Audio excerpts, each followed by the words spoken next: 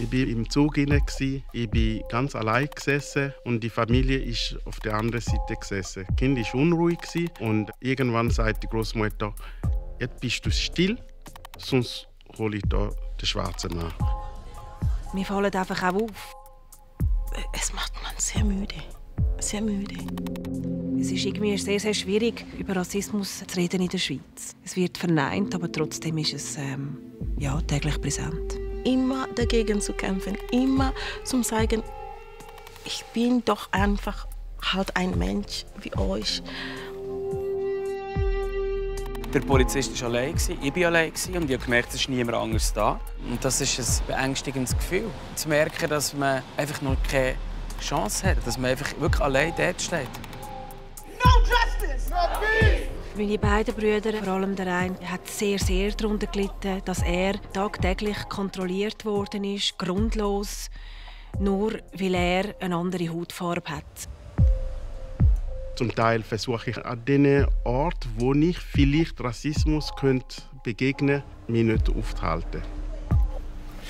Ich schütze mich persönlich vor Rassismus, glaube vor allem mit dem Verdrängen. Mit dem Rechtfertigen, mit dem Denken, vielleicht hat die Person einfach einen schlechten Tag. Wenn das Selbstwertgefühl zerstört ist, man hat den ganzen Menschen zerstört. Wann haben wir denn genug gemacht, damit man sieht, dass wir auch hier gehören wollen?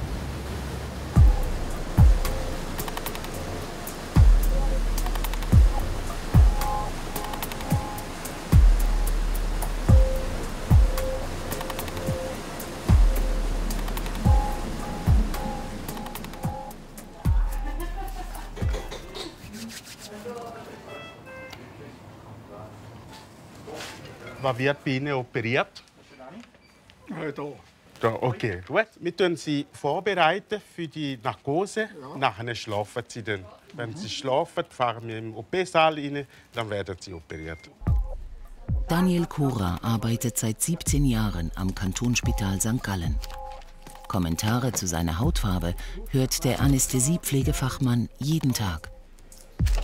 Der Kollege hat sich daran gewöhnt, immer mir zu sagen, wenn ein Patient zu mir bringt, sie müssen keine Angst haben. Manchmal sagt er auch noch, er ist auch Mensch wie mir. Irgendwann hat er mich angefangen zu stören, auch wegen der Patienten, oder? Weil wenn man so etwas sagt, dann denkt der Patient, oh, ist denn der genug kompetent, um mich da zu betreuen? Weil Narkose ist schon noch etwas Spezielles. Die Patienten kommen, sie haben Angst und dann die Aussage. Wir werden immer wieder ihren Namen rufen, gell? Und dann habe ich ihm das gesagt. Da hat er 2-3 Tage aufgehört. Aber er hat irgendwann wieder angefangen mit dem Zeug. Liegen Sie bequem so? Ja. Gut. Wenn Sie schlafen, schauen wir genau gleich gut zu Ihnen, gell? Ja. Gut. Super. Die Ausbildung zum Krankenpfleger absolvierte Daniel Kora Anfang der 1990er Jahre in seinem Heimatland Benin. Dort lernte er seine Schweizer Frau kennen, die im selben Spital arbeitete. In der Schweiz bildete er sich weiter zum diplomierten Pflegefachmann Anästhesie. Diese Zeit war überschattet von einem traumatischen Erlebnis. Eine medikamentensüchtige Kollegin entwendete unter seinem Namen Opiate. Überall, wo ich war, hat das Medikament gefehlt. Quasi, ohne dass man das gebraucht hat. Oder? Und irgendwann hatte ich das Gefühl, irgendjemand würde mir einfach schlecht machen. Ja. Und ich habe nichts beweisen. Und dann irgendwann hatte ich das Gefühl, ich muss mit der Ausbildung aufhören, weil das hat mich so dermaßen fertig gemacht. Ich bin zum Teil heimgegangen, habe ich nur noch gekühlt. Aber ich bin nicht der, der schnell aufgibt. Habe ich gleich weitergemacht mit der Ausbildung.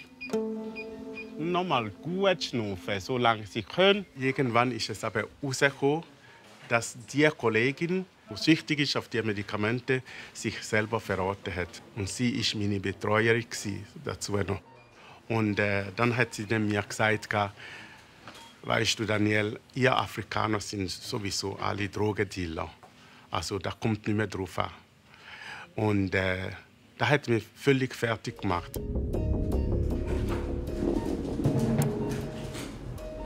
Wir fangen an mit dem Körper, machen wir so ein bisschen einen Halbkreis. Fangen wir an mit dem Körper und versuchen mal wie so strecken. So tun wir ständig Bilder reproduzieren. Wenn ich Rollenanfragen bekomme, bin ich ständig der Putzmann. Ohne das negativ zu werten, bin ich ständig irgendwie der Kriminelle. Okay, probieren.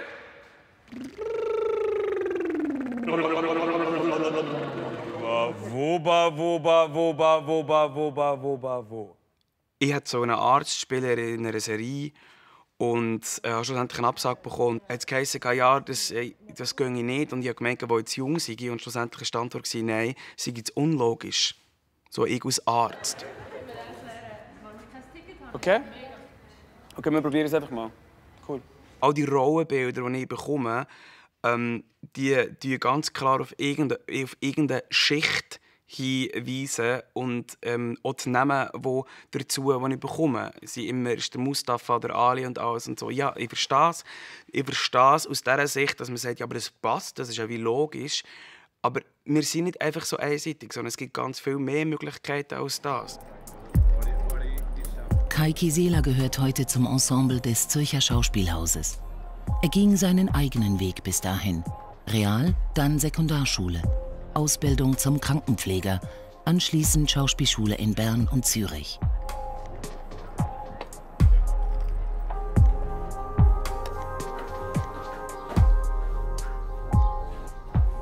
Kai Kisela wuchs mit seiner Mutter und 2 Schwestern in Aarberg im Kanton Bern auf. Wie gross soll ich klein machen? Willst du die kochen? Ja, ich will sie noch einkochen. Ich würde sowieso nicht. Das sind kleine Stückchen. Jasmin Pfister ist in der Schweiz geboren. Seit sie denken kann, ist sie mit Rassismus konfrontiert. Es ist so, dass wir mal so auf Land sind, in eine Bade gegangen, neben aussen. Und nachher haben uns die Leute dort so angeschaut. Ding runtergefallen. Total. Zum Offen. Ja, die haben geschaut. Das hat sie noch nie dunkelhäutig gesehen. Das ist mir schon geblieben, also sehr geblieben. Also, als wir so klein waren, war es halt schon noch irgendetwas anderes. Dann irgendwie halt noch so eine alleinerziehende Mutter, dann hast du so 3 dunkle Kinder. Ja, ich habe auch gelernt, leben mit dem, dass es einfach so ist, dass eben einfach die Leute halt einfach manchmal anschauen oder länger schauen oder eine Bemerkung abgeben. Es hat einfach immer so Momente gegeben, wo ich mich so erinnere zum Sport, wenn es halt eben in Streit ist und sie sind dann plötzlich gekommen, haben das N-Wort gesagt oder weißt, im Quartier vorher war es mal so, dass sie die Affengeräusche gemacht haben und die Steine gegen unsere Türen geschossen haben. Ja. So. Ja. Und meine, das ist halt schon etwas, was mir enorm geblieben ist. So. Jasmin Pfister arbeitet in der Pflege. Eben erlebte sie eine demütigende Situation. Es ist jemand, der einfach, wo ich pflegen wollte, der das überhaupt nicht wollte, aufgrund von meiner Hautfarbe, aufgrund von meinen Afrohaaren, die ich habe. Ja, das ist so ein bisschen das, genau, wo einfach der Zugang. Ich habe einfach auch den Ton, ich konnte etwas fragen und auch so gut gemeint und so. Es ist einfach sehr ablehnende Haltung, eine rassistische Haltung einfach mir gegenüber, dass er einfach dort eine enorme Ablehnung gezeigt hat, oder?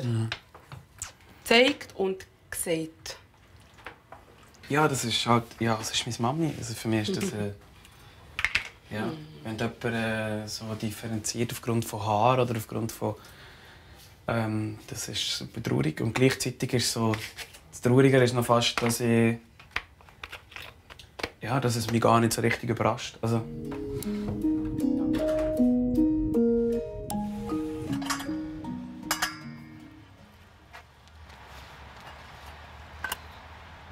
ich und meine Schwestern sind so erzogen worden, dass wir uns immer bewusst waren, wenn wir etwas machen, wenn wir im Dorf irgendetwas anstellen mit unseren Kolleginnen und Kollegen, dann mag man sich einfach an uns erinnern. Und ich glaube, das begleitet mich durch mein ganzes Leben durch, dass ich wirklich sehr, sehr darauf bedacht bin, zum positiv auffallen, zum freundlich sein, zum einfach nicht negativ auffallen. Salome Kura, eine der schnellsten Sprinterinnen der Schweiz.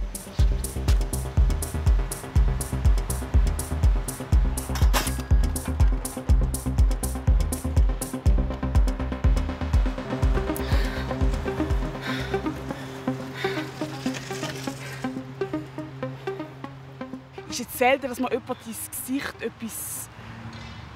etwas ganz Schlimmes sagt oder so, sondern mehr so subtile Kommentare oder Anmerkungen oder vielleicht auch eher so ein bisschen misstrauische Blick oder zum Beispiel von einer Kellnerin oder einem Kellner, wo nie eine Frage stelle oder etwas wissen will und dann geht wirklich die Antwort direkt an meine weiße Kollegin oder meinen weißen Kollegen. Ja, das sind schon Sachen, die mich verletzen und wenn ich manchmal auch probiere, überzukompensieren. Also wenn ich das Gefühl habe, okay, jetzt tue ich vielleicht noch mehr zeigen, dass ich vielleicht gewisse Sachen weiss oder dass ich vielleicht noch eine ausführlichere Antwort gibt, um dieser Person zu sagen, hey, du hast jetzt im Fall gerade mega Taschen in mir oder ja, genau. Salome Kura ist seit 2016 Teil der 400-Meter-Staffel.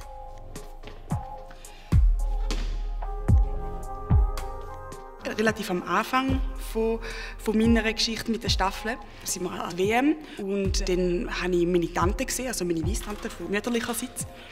Und dann habe ich ihr das gesagt oder wir haben es davon gehabt und dann sagt sie, ja wobei, Schweizer Nationalstaffel kann man da ja nicht nennen. Es sind ist ja der grösste Teil dunkelhäutig.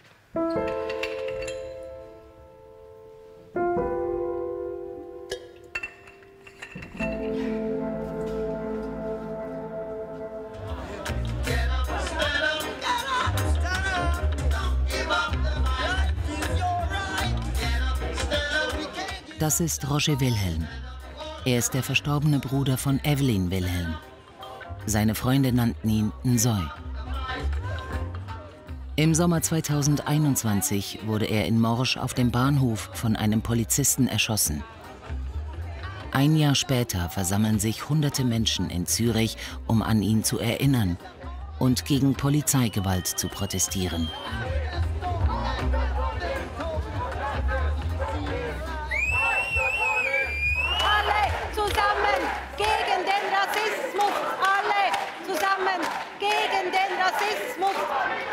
Es ist ein gutes Gefühl, es ist ein tragendes Gefühl. Es ist, dass wirklich viele Leute die Ungerechtigkeit nicht mit anschauen. Evelyn Wilhelm und ihr Bruder standen sich sehr nahe. Die Geschwister wuchsen zusammen in Zürich auf. In den Monaten vor seinem Tod fand Roger Wilhelm bei seiner Schwester Unterschlupf. Es ging dem 37-Jährigen psychisch nicht gut. Bahnhof Morges, Feierabend. Roger Wilhelm hält sich auf den Gleisen auf. Die Züge stehen still. Passagiere filmen.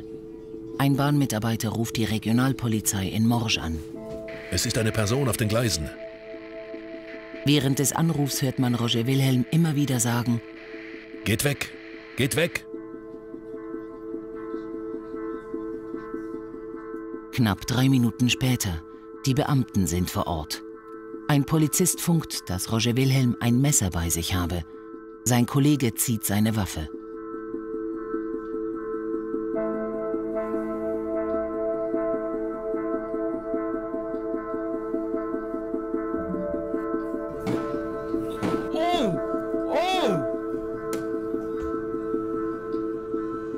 Roger Wilhelm steht wieder auf. Der Polizist schießt noch einmal.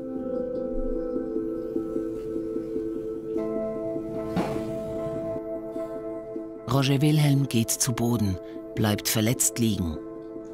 Kurz darauf im Polizeifunk: Gute Feu, Schussabgabe. Wir brauchen eine Ambulanz. Die Beamten fesseln Roger Wilhelm mit Handschellen, durchsuchen ihn mit den Füßen. Die Polizisten sichern ein Messer. Roger Wilhelm bleibt liegen. Er stirbt vor Ort an inneren Blutungen. Nsoy erhielt keine erste Hilfe. Die Vorstellung, dass die Polizisten mehr als 4 Minuten um ihn herum standen, ohne zu helfen, ist schrecklich. Die Polizei behauptete, sie habe Erste Hilfe geleistet. Videoaufnahmen zeigen, dass das eine Lüge war.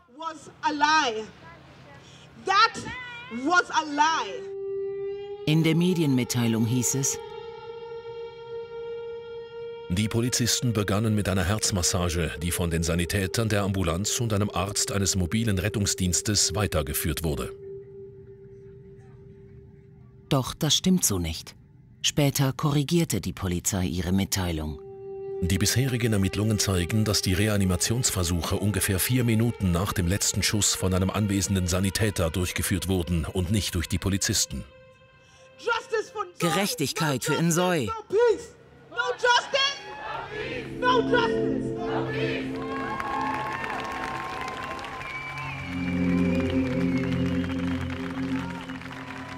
Evelyn Wilhelm ist noch immer fassungslos über die Art und Weise, wie ihr Bruder ums Leben gekommen ist. Ich verstehe bis jetzt noch nicht, wieso nicht 4 ausgebildete Polizisten mit einem Mann sozusagen fertig werden, ohne ihn zu töten. Sie haben kein Schlagstock, kein Pfefferspray, nichts benutzt. Sie hätten andere Mittel gehabt. In den Tagen vor seinem Tod versuchte Roger Wilhelms Familie, ihn davon zu überzeugen, professionelle Hilfe in Anspruch zu nehmen.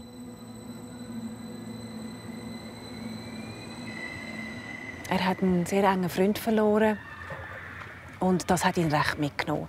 Er hat sich verfolgt gefühlt und ja, er hat gedacht, die Leute sind tot. Gegen den Polizisten, der die tödlichen Schüsse abfeuerte, läuft eine Untersuchung. Es gilt die Unschuldsvermutung. Evelyn Wilhelm und ihre Familie kämpfen mit Hilfe eines Anwalts dafür, dass die Umstände des Todes ihres Bruders restlos aufgeklärt werden. Ein Weg voller Widerstände. Rassismus bekämpfen. Das ist das, was Yvonne Appiah Brendley-Amolo antreibt. Vor über 20 Jahren kam die gebürtige Kenianerin in die Schweiz. Merci. Also bis später. Bis später. Seit 2015 engagiert sie sich in der SP. Sie ist Gemeinderätin im zürcherischen Schlieren und im Vorstand der SP Migrantinnen und Migranten Schweiz. Wo ist denn der Felix?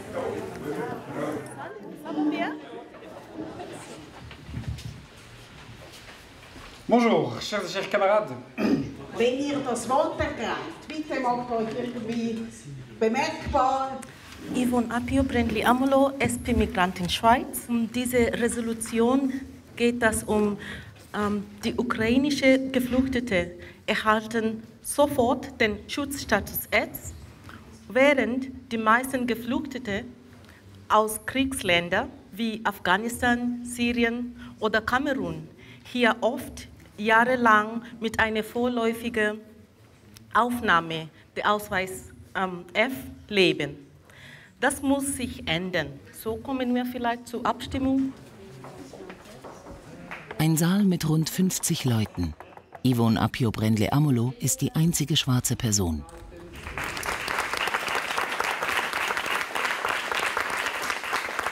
Wir haben, glaube ich, in der ganzen Politik in der Schweiz ein Repräsentationsproblem, unter anderem von Menschen mit dunkler Hautfarbe, nicht nur, aber auch. Viele Leute vergessen, dass sie müssen uns nicht nur die Sichtbarkeit geben. Sie müssen nicht einfach sagen, jetzt haben wir eine Schwarze, jetzt geben wir sie eine Stimme, sie darf 2 Sätze sagen und das war's. Nein, wir wollen auch die Zugehörigkeit. Wir wollen, dass man unsere Perspektive auch einbeziehen in die Lösungen. Viele Leute nehmen die Anliegen, die sie vertreten, auch die Frage von Rassismus, Diskriminierung, aber auch Anliegen von People of Color, von Frauen, gar nicht richtig wahr, auch innerhalb der Partei. Und darum, glaube ich, ist es wichtig, dass sie präsent ist und sie wirkt natürlich auch nach außen. Wenn Sie die ganze Hierarchie anschauen, die ganze ökonomische Kette, ja, sind immer die schwarzen Leute am Ende. Und wir haben sehr wenig Leute, die den Mut haben, Plattform und Möglichkeit haben, überhaupt sich zu äußern. Sie können sich das nicht leisten, diese Art von Kampf einzugehen. Aber ich habe diese Möglichkeit als Studierende jetzt und auch ich habe einen Nebenjob, kann ich mir das leisten.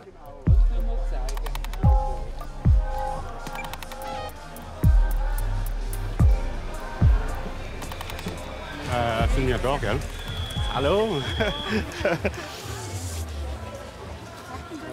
Danke. Ja. Voilà. Wo kommst du her? Senegal. Ursprünglich. Senegal. Ja, schön. Also kannst du Daniel sagen. Daniel. Daniel, okay. Ich komme aus Benin. Benin? Okay. Benin, ja. Okay. Benin. Nein, Benin. Nicht Berlin, ja. Ja, das höre ich immer wieder. Ja, wo kommst du her? Benin. Ah, Berlin. Unsere Töchter sagen, das darfst du nicht fragen. Oder Ja, aber ich finde untereinander so. Genau, gell? Ja, genau. Senegal und Schweiz und es ist Brasilien. Brasilien, ah, okay. Ja. Schweiz, nur Schweiz, aber unsere Kinder, wir sind auch so wie ihr. Ja, genau. Ich arbeite in der Spitex, im Land draussen, ältere Leute, die nicht so offen sind gegen ausländische Menschen oder die es nicht verstehen können, dass eine Frau nicht so einen richtigen Schweizer Bauer heiratet. Und manchmal wollen sie immer fragen, woher mein Name kommt, Cora. Und manchmal sage ich es nicht, weil ich das Gefühl habe, das ist nicht so gut. Das beeinflusst ihr seine Haltung mir gegenüber. Erzählen Sie Ihrer Frau von rassistischen Erlebnissen? Ja, nicht immer. Warum nicht? Am Anfang wollte ich sie nicht damit belasten. Ich denke, oft ist es so, dass sie das Gefühl hat, wenn ich ihr alles erzähle, wird sie auch, genau wie ich leide, wird sie auch leiden. Und das wollte ich nicht wollen. Können Sie ein Beispiel machen von etwas, was Sie nicht erzählt haben? Am Anfang hat Arbeitskolleginnen untereinander geschwätzt so. Und ich war dabei und dann haben sie mich gefragt, du, wie haben denn deine Schwiegereltern reagiert, wo sie dich gesehen haben? Und dann habe ich gesagt, ja, sie sind sehr offen gewesen. Also mein Schwiegervater ich hatte ein sehr gutes Verhältnis zu ihm und er war ein offener Mensch gewesen. Und dann hat einer von denen gesagt, ja, stell dir mal vor, ich bringe so etwas heim. Mein Vater wird mir gerade enterben. Und das war für mich sehr, sehr verletzend gewesen. Am liebsten hätte ich gerne ihr auch eine scharfe Antwort gegeben. Aber ja, ich glaube, in dieser Situation erreicht man nichts mit scharfer Antwort. Ja, ich weiss es ja eigentlich auch, dass die Leute so denken. Also wir haben auch viele gefragt, du, wie hat dein Vater reagiert? Hat er das akzeptiert?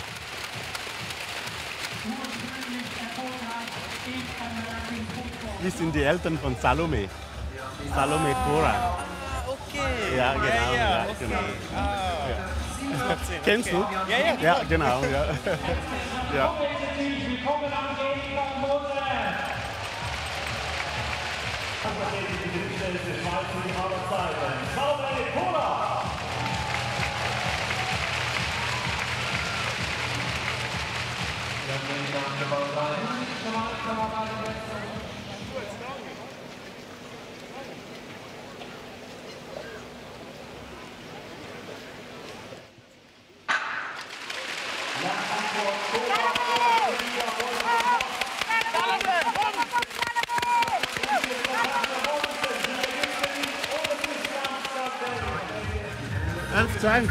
oder was? Ja. Ja, das ist Kalt, gell? Kalt und Gegenwind halt, gell? Ja. Ach ja. Ach ja. Scheibe, hä? Ja, du, da gibt's halt, gell? Ja, so ist das. Ja. Ja.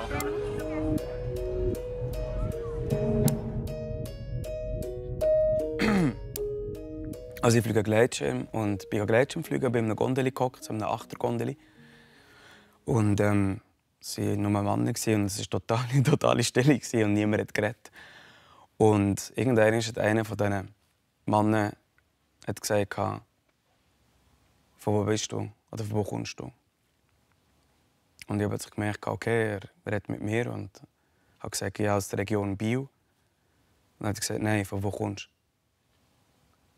Und ich habe gesagt, also ich wüsste jetzt nicht, warum er mir das fragt. Also erstens kennt er mich nicht und zweitens, er hat 7 andere Möglichkeiten eigentlich in diesem Raum, jemanden zu fragen, von wo er ist und wieso er jetzt ausgerechnet mich fragt. Und das ist einfach eine Frage, die ständig eigentlich davon ausgeht, dass ich wie nicht von hier bin oder dass ich wie nicht integriert bin oder dass ich wie nicht ein Teil dieser Gesellschaft bin.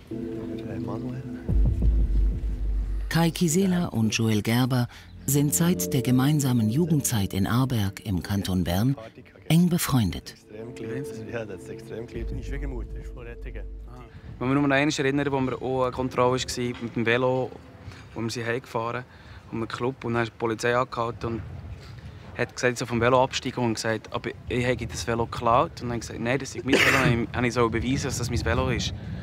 So, und das war so eine Situation, da bin ich so dumm da gestanden, aber wieso, wer kann in diesem Moment beweisen, wer hat eine Quittung dabei für sein Velo?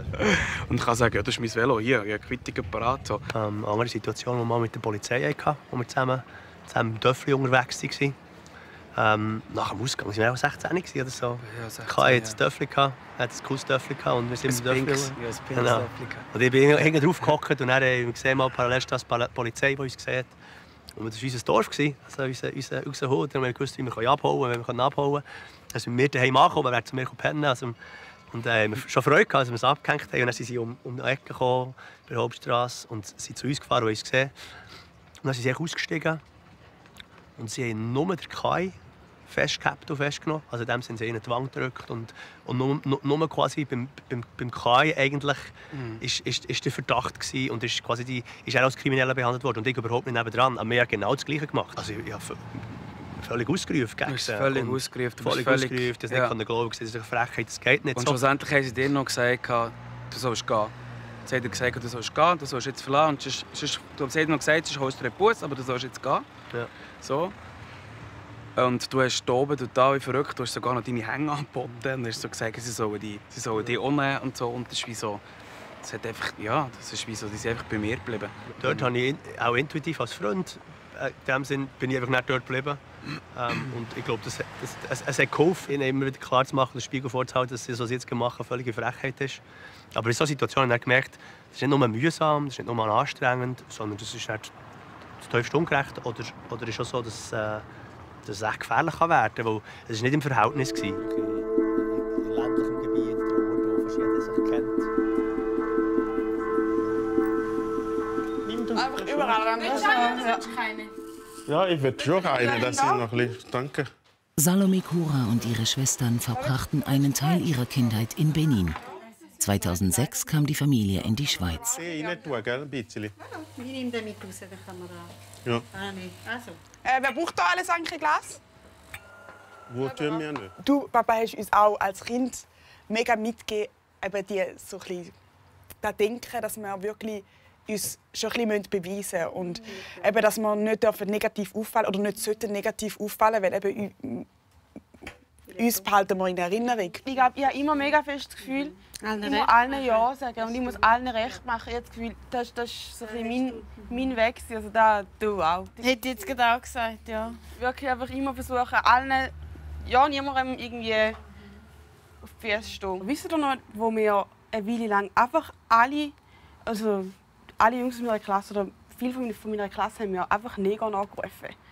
Und das hat mich extrem verletzt. Das hat mich völlig geprägt. Welche Klasse denn? Das war bei der 4. Klasse.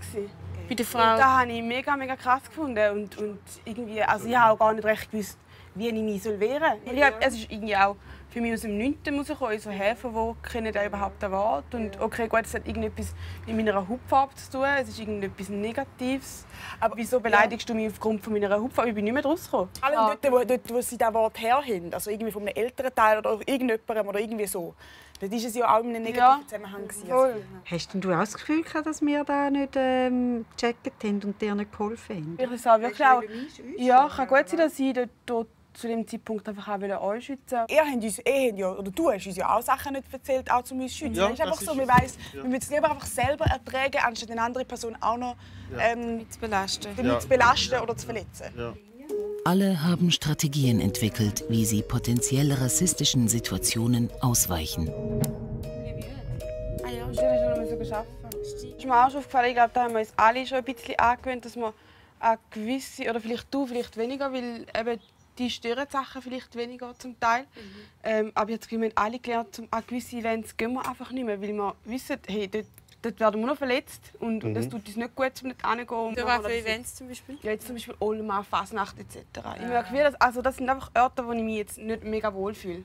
Und wieso? Mehr, wie es mir zu Wunder nimmt? Ja, also in Olma habe ich auch schon Bier auf den Kopf bekommen und alles Mögliche. Und einfach auch... Das ist auf deine Farbe. Dort fest, ja. Ich habe auch so Sachen auch erlebt. Nimm mir wirklich völlig den Lust weg, um irgendwie in ein Restaurant zu gehen. Oder vor allem, wenn ich allein bin, dann gehe ich gar nicht. Also ich habe mich gar nicht daran gewöhnt, um irgendwie allein etwas zu trinken. Weil so Sachen, da will ich einfach nicht jedes Mal erleben. Wenn du merkst, du bist gekommen, keiner kommt zu dir, es sind andere gekommen, die sind dann schnell bedient.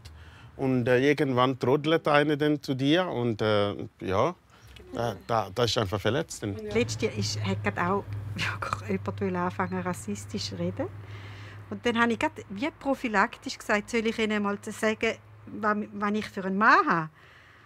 Das war ein Mann, ein 61-Jähriger. Und aha, mein Mann ist aus Afrika, aus Benin. Und schauen Sie, ich habe das Handy, schauen Sie, das ist meine Familie. Und dann, ich bin einfach kein Rassist. Und dann habe ich auch gemerkt, ich habe mich selber schützen, dass er jetzt anfängt, so blöde Witze zu erzählen. Weißt? Ich habe einfach gemerkt, jetzt geht es in eine Richtung, wo er anfängt, über die Ausländer zu beschimpfen. Und dann haben wir den Wind aus den Segeln genommen. Dann hat er gar nichts mehr sagen. Und dann hat er gesagt, ich bin im Fall nicht rassistisch. Aber wissen Sie, die jungen Afrikanerinnen, die schauen im Fall schon gerne an. Dann hat er wieder gemerkt, oh, jetzt ist er, hat er selber gemerkt. Mach nicht besser. Nein, hat er selber gemerkt. Nein, nicht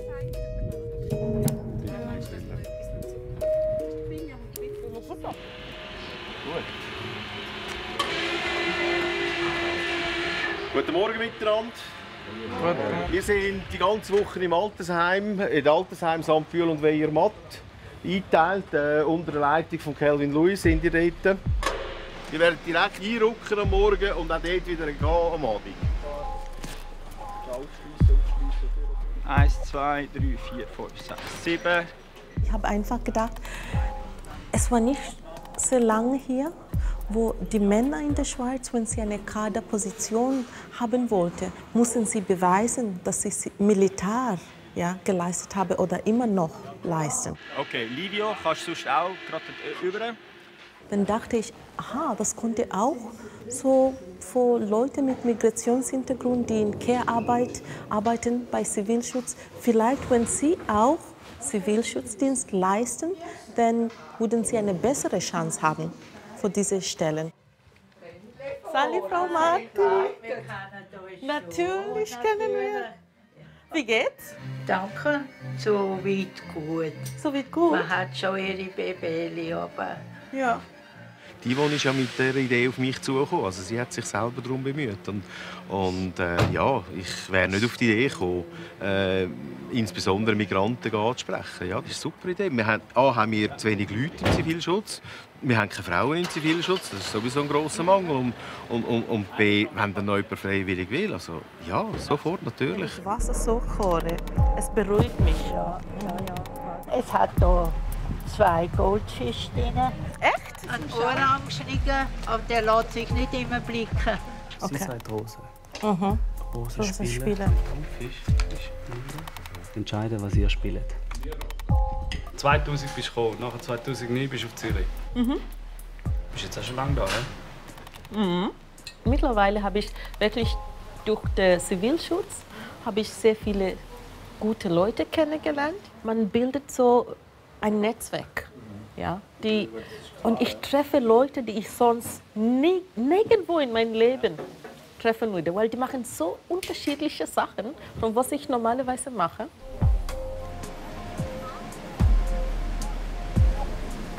Ich bin aus Liebe in die Schweiz gekommen. Wir waren 9 glückliche Jahre zusammen. Und ja, der Trennungsgrund klingt jetzt wirklich als Witz tatsächlich. Aber damals habe ich es nicht verstanden, als er gesagt hat, ich bin zu schweizerisch geworden.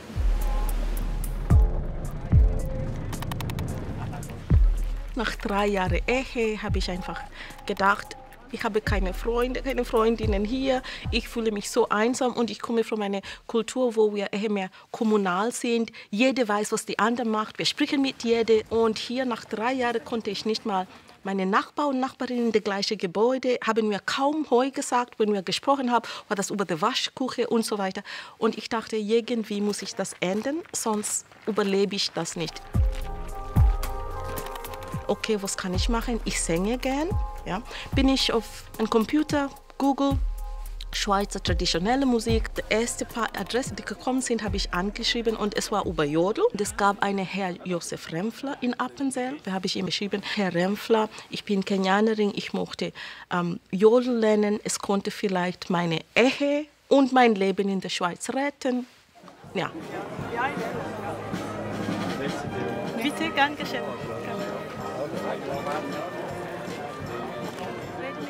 Nein, danke. Danke gleichfalls. Es bedeutet so viel für mich, dass jemand wie ich jetzt heute am 1. August auf der Rütli überhaupt auftreten darf.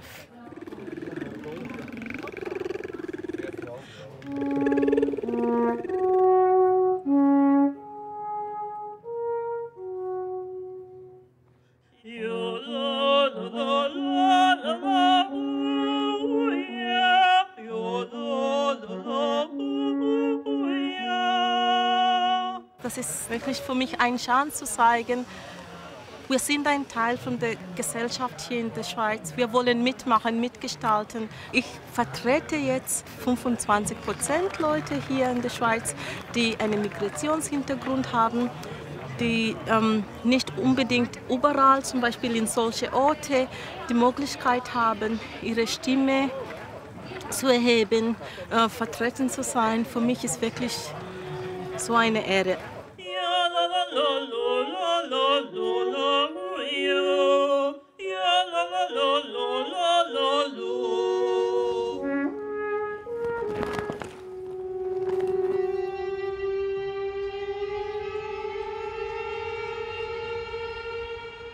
Aber es hat wie so ein schweres Gefühl hinterlassen und so ein Unverständnis, dass man mir nicht zulässt oder dass man nicht Sachen sagen kann.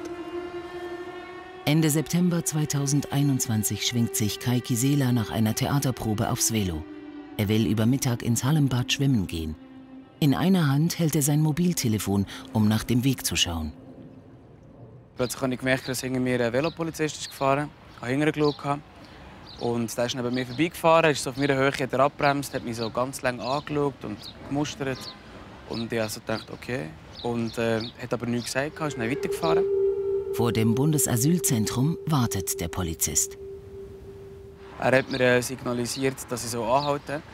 Und was ich dann auch gemacht habe. Dann hat er gesagt, «Grüezi». Und ich habe gesagt, «Hoi». Und dann hat sich ziemlich angegriffen gefühlt, hat mich gedacht, und hat gesagt, dass wir nicht per Du sind. Und hat gesagt, hier sagt man «Grüezi». Und hat mit gebrochenem Deutsch geredet. Und ich habe gesagt, er kann Schweizerdeutsch mit mir reden. Und ich wollte ihn nicht duzen. Das tut mir leid, ich sage einfach allgemein «Hoi» oft. Und er hat dann weiter geredet, und wieder in gebrochenem Deutsch. Und er hat gesagt, wir sind nicht Freunde, wir sind nicht zusammen in die Schule gegangen. Und hat so andere Verhaltensweisen von der Schweiz mir wie so versucht zu erklären. Und ich habe wieder gesagt, ich rede Schweizerdeutsch. Und er soll mir doch bitte sagen, warum das geht, warum er mich angehalten hat. Und hat aber die Diskussion weiterführen mit dem Duzen. Und ich habe dann wieder interveniert und gesagt, ich möchte gerne wissen, warum es geht, sonst gehe ich. Die Situation wird aggressiver. Weil er allein ist mit dem Polizisten, fühlt sich Kai Kisela unwohl. Er sagt, dass er zur nahegelegenen Kunstschule gehe, wo der Polizist die Kontrolle mit Zeugen fortführen könne. Ist es nicht ein bisschen dreist, aus einer Polizeikontrolle quasi einfach wegzugehen? Ja, doch, natürlich. Also, es ist dreist in dem Sinne, aber in einem Moment für mich war es nicht dreist, weil ich es angekündigt und für mich war es wirklich einfach, ich hatte keine andere Möglichkeit. Ich bin mir so übergangen vorgekommen. Ich habe mich nicht wehren in diesem Moment. Und das ist wie, ich bin auch laut geworden und ich bin auch hitzig geworden. Und ich habe gemerkt, es ist wie, die Situation wird nicht besser. Er allein und ich allein. Und das ist wie, ja. Kai Kisela fährt zur Kunstschule. Der Polizist folgt ihm. Verstärkung rast mit Sirene heran. Kai Kisela hat Angst. Nach einer längeren Diskussion erhält er für freihändig fahren eine Buße von 20 Franken. Er akzeptiert die Buße. Ich war total aufgelöst. Ich bin Tränen ausgebrochen. Ich habe nicht mehr gewusst, wie, was, wo, wenn. Also ich bin total, ja. Die Geschichte ist mit der Buße noch nicht zu Ende. Deshalb holt sich Kai Kisela rechtlichen Beistand, doch eins nach dem anderen. Der Polizist will sich nicht äußern. An seiner Stelle nimmt die Medienchefin der Zürcher Stadtpolizei zum Vorhalt Stellung, dass Kai Kisela aufgrund seiner Hautfarbe angehalten worden sei. Also diesen Vorwurf weisen wir in aller Form zurück. Ich habe mit dem Polizisten geredet, habe ihm das gesagt, den Vorwurf, der hier im Raum steht, und er hat mich absolut ungläubig angeschaut, weil er hat den Mann nur anhalten, weil er Verkehrsübertretungen begangen hat, und es ist zu keinem Zeitpunkt um irgendwie ein Aussehen oder Hautfarbe gegangen. Miriam Danacher ist Kai Kiselas Anwältin. Ich finde es durchaus plausibel, dass das auch eine Schutzbehauptung könnte sein von der Stadtpolizei, die sich natürlich hinter ihren Mitarbeiter stellt in dem Fall.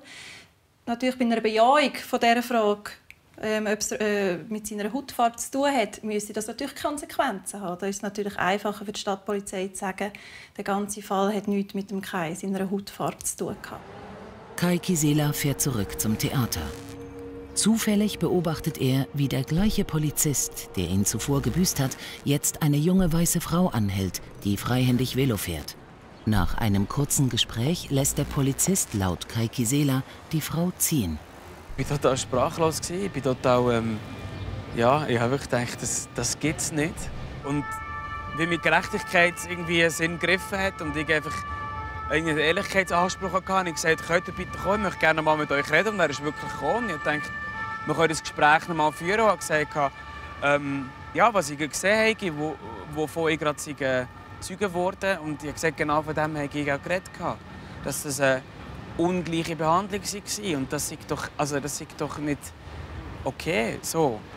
Und ja, dann hat er gegrinst und mir gesagt, ja, aber es war nett. Und ich habe das eine total unprofessionelle und respektlose Art gefunden mir gegenüber. Und ich war total ausser mir. Ich habe gesagt, das gehe nicht und sicher nicht. Und das sei nicht richtig und so. Und dann ist die Situation gekippt. Und dann ist er auf mich zugekommen und hat mich beschimpft. Und hat gesagt, so, und jetzt bekomme ich eine Anzeige, eine richterliche Anzeige. Und dagegen kann ich nichts machen. Jetzt im Arsch. Tatsächlich. 2 Tage später trifft eine Vorladung zur Einvernahme ein wegen Hinderung einer Amtshandlung. Für Kai Kisela ist klar, das ist die Quittung dafür, dass er sich wehrte. Es ist das üblich, dass man einen Strafbefehl erst nachträglich aussprechen. Der Polizist hat ja den Mann anhalten und kontrollieren. Der Mann hat sich aber nicht kontrollieren lassen, sondern hat sich sogar entfernt von dem Kontrollplatz. Und das ist dann auch der Grund, warum es nicht nur einen Ordnungsbuß gegeben hat, sondern eben nachher auch noch eine Rapportierung wegen Hinderung Amtshandlung. Und das kann man nicht als Polizei vor Ort machen, sondern das gibt einen Bericht, einen Rapport an die Staatsanwaltschaft und die beurteilen nachher das beurteilen. Kai Kisela wird verurteilt zu einer bedingten Geldstrafe von 1200 Franken und einer Buße von 300 Franken. Er wollte sich vor Gericht wehren. Seine Anwältin riet Kai Kisela davon ab. Er hätte kaum eine Chance, weil Gerichte in der Regel Polizisten mehr Glauben schenken würden. Also ich finde es schwierig, weil wir so konditioniert sind in uns drinnen, dass wir oft immer auch Sachen bei uns selber suchen und immer Fehler suchen. Und trotzdem hat es etwas, wo ich finde, doch, es war richtig, dass ich den Mund aufgemacht habe, dass ich versucht habe. Und ich frage mich einfach, wie es jemandem geht, der nicht diese Möglichkeiten hat, der sich nicht mit der Sprache so wehren kann, der nicht den Schweizer Pass führen kann und sich selber irgendwie Gehör verschaffen kann, wo einfach es nicht geht. Ja. Kai Kisela muss nicht nur Buße und Strafe zahlen, er hat auch einen Eintrag im Strafregister.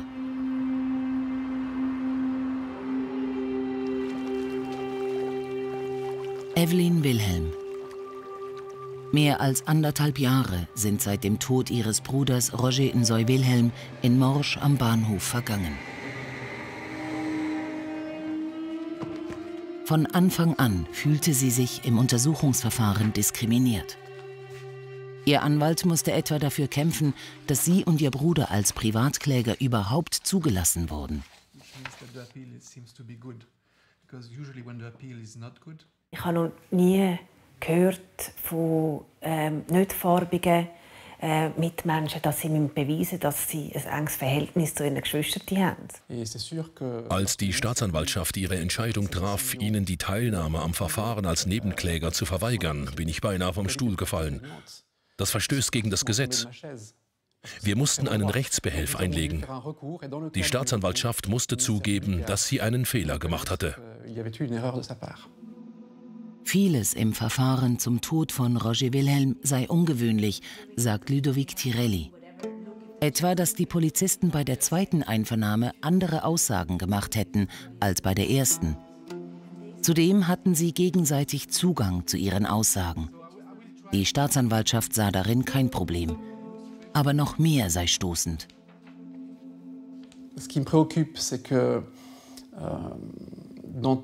Mich beunruhigt, dass alle Polizisten sagten, sie hätten nicht bemerkt, dass er schwarz war.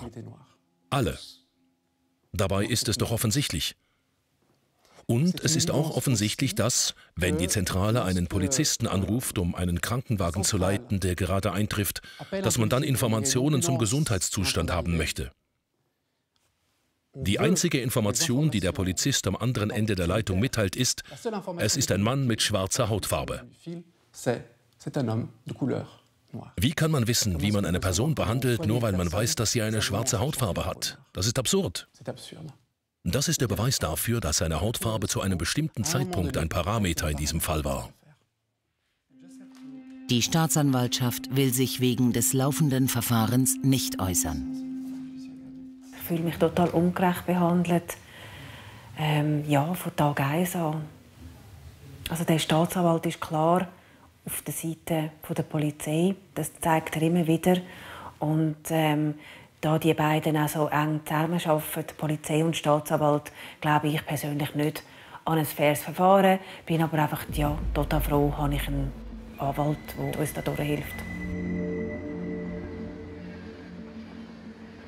Jean Ziegler hat gesagt, alles, was der Böse braucht zum Triumphieren, ist das Schweigen von guten Menschen. Ich habe das Gefühl, ich kämpfe jetzt ein bisschen dagegen an. Ich will mich nicht immer nur anpassen. Mega viel, wenn ich darüber schwätze, über Rassismus versuche zu schwätzen mit meinen Kolleginnen und Kollegen, kommt einfach wie auch so, ja, aber ich bin ja nicht rassistisch. Ja. Das ist doch schon mal ein Start. Ja, genau. Also ja, bravo. Schön. Ja, vor allem, ich finde sehr cool. Trotzdem passieren mir auch Gott wieder Sachen, wo ich mich angegriffen fühle. Aber ich finde es auch ganz eine gewagte Aussage, ich bin nicht rassistisch. Ja. Da würde auch ich nicht sagen. Also wenn mir da einmal jemand sagt, ich bin kein Rassist, dann weiss ich, also du bist ganz gemein. Und du hast das Problem, aber nicht checken. Genau, ja. Weil wenn du das kannst von dir selber behaupten, weil jeder Mensch ist auf irgendeine Art rassistisch. Aber das Wichtige ist, dass du dir einfach darüber Gedanken machst und probierst, besser zu werden.